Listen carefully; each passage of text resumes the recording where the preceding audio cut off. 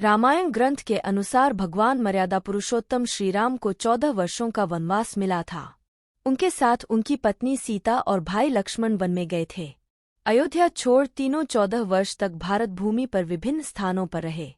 वे उत्तरी भाग से लेकर दक्षिण में समुद्र तट पार कर लंका तक गए।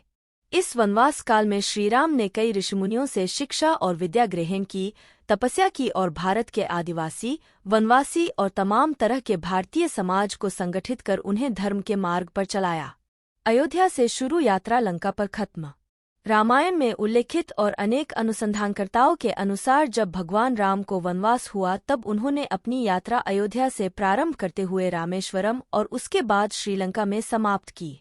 इस दौरान उनके साथ जहां भी जो घटा उनमें से 200 से ज्यादा घटना स्थलों की पहचान की गई है। इतिहासकार और पुरातत्वशास्त्री अनुसंधानकर्ताओं ने श्रीराम और सीता के जीवन की घटनाओं से जुड़े ऐसे 200 से भी अधिक स्थानों का पता लगाया है, जहां आज भी तत्संबंधी स्मारक स्थल विद्यमान हैं, जहां श्रीराम और सीता रुके या रहे थे। केवट प्रसंग। राम को जब वनवास हुआ तो वाल्मीकि रामायण और शोधकर्ताओं के अनुसार वे सबसे पहले तमसा नदी पहुंचे, जो अयोध्या से 20 किलोमीटर दूर है।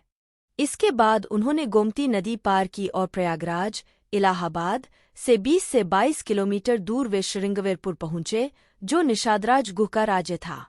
यहीं पर गंगा के तट पर उन्होंने केवट से गंगा पार करने को कहा था। सिंगरौर। रामायण में इलाहाबाद से 22 मील उत्तर पश्चिम की ओर स्थित सिंगरौर इस नगर का उल्लेख आता है।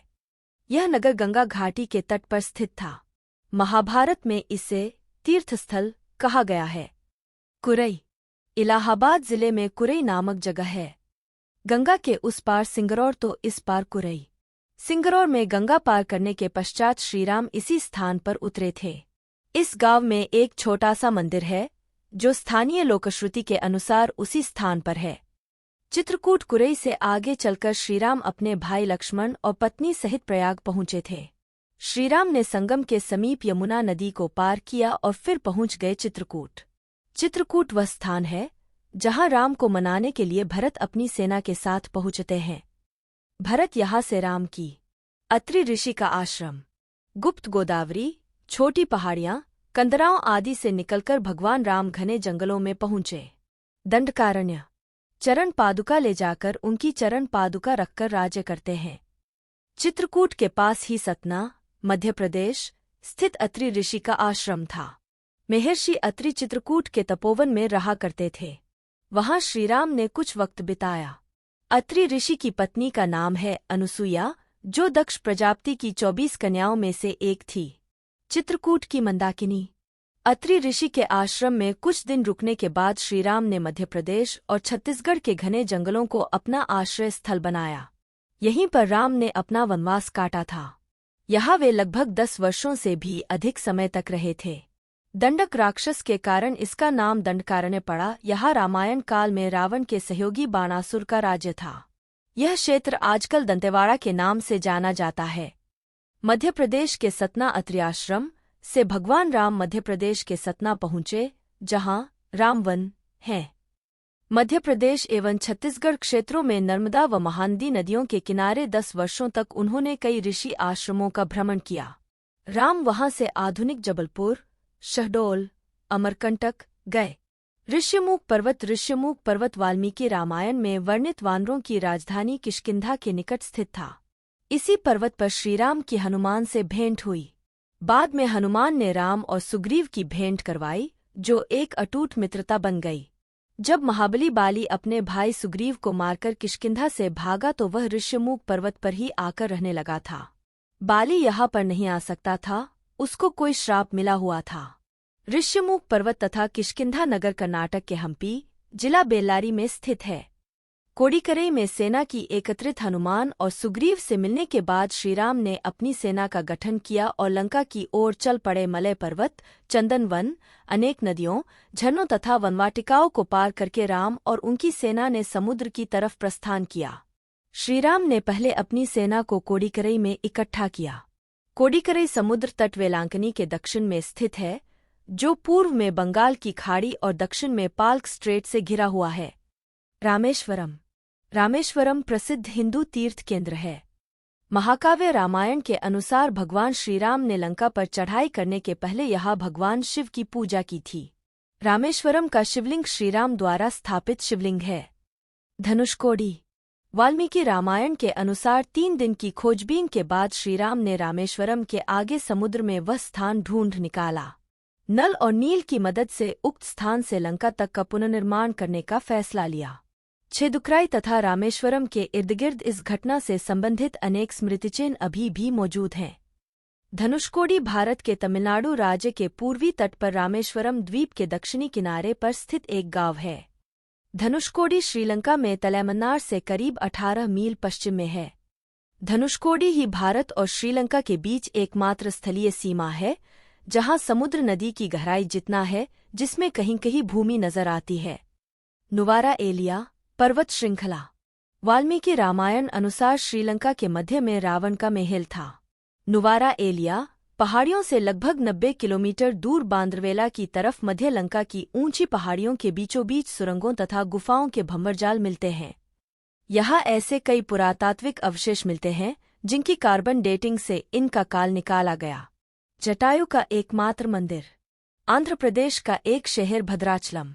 गोदावरी नदी के तट पर बसा यह शहर सीतारामचंद्र मंदिर के लिए प्रसिद्ध है। कहा जाता है कि श्रीराम ने अपने वनवास के दौरान कुछ दिन यहाँ बिताए थे। स्थानीय मान्यता के मुताबिक दंडकारण्य के आकाश में ही रावण और जटायु का युद्ध में जटायु के कुछ अंग दंडकारण्य में आ गिरे थे। ऐसा माना जाता है कि दुनिया भर में सिर्फ यहीं पर जटायु का एकमात्र मंदिर है। पंचवटी। दंडकारण्य में मुनियों के आश्रमों में रहने के बाद श्रीराम कई नदियों, तालाबों, पर्वों और वनों को पार करने के पश्चात नासिक में अगस्त्य मुनि के आश्रम गए। मुनि का आश्रम नासिक के पंचवटी क्षेत्र में था। श्रीराम जी ने वनवास का कुछ समय यहाँ बिताया। अगस्त्य मुनि ने श्रीराम को अग्निशाला में बनाए गए शस्त्र भेंट किए।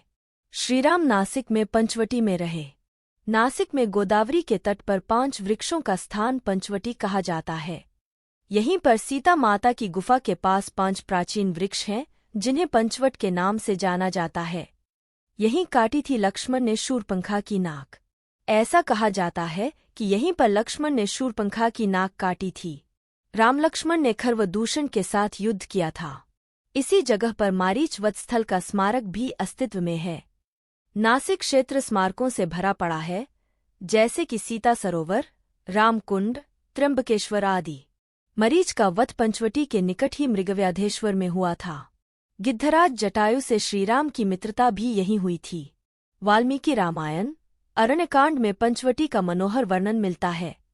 सीताहरण का स्थान सर्वतीर्थ नासिक क्षेत्र में शूर्पणखा, मारीच और खर और दूषण के वध के बाद ही रावण ने सीता का हरण किया और जटायु का भी वध किया, जिसकी स्मृति नासिक से 56 किलोमीटर दूर ताकेड़ गांव में सर्वतीर्थ नामक स्थान पर आज भी है। पर्णशाला। पर्णशाला आंध्र प्रदेश में खम्माम जिले के भद्राचलम में स्थित है। पर्णशाला गोदावरी नदी के तट पर स्थित है। ऐसी मान्यता है कि यही वह स्थान है जहां से सीताजी का हरण हुआ था। हालांकि कुछ लोगों का मानना है कि इस स्थान पर रावण ने अपना विमान उतारा था। वास्तविक हरण का स्थल यही माना जाता है। सीता की खोज। सर्वतीर्थ जहां जटायु का वध हुआ था, वह स्थान सीता की खोज का प्रथम स्थान था। उसके बाद श्रीराम लक्ष्मण तुंगभद्रा तथा कावेरी नदियों के क्षेत्र में पहुंचे और अनेक स्थलों पर वे सीता की खोज में गए। शबरी का आश्रम। तुंगभद्रा और कावेरी नदी को पार करते हुए राम और लक्ष्मण चले सीता की खोज में चले।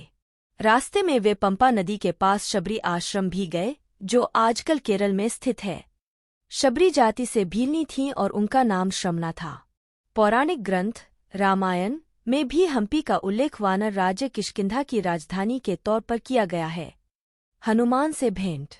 मलय पर्वत और चंदन वनों को पार करते हुए वे ऋष्यमुख पर्वत की ओर बढ़े, जहां उन्होंने हनुमान और सुग्रीव से भेंट की, सीता के आभूषणों को देखा और श्रीराम ने सुग्रीव के भी बाली का वध किया।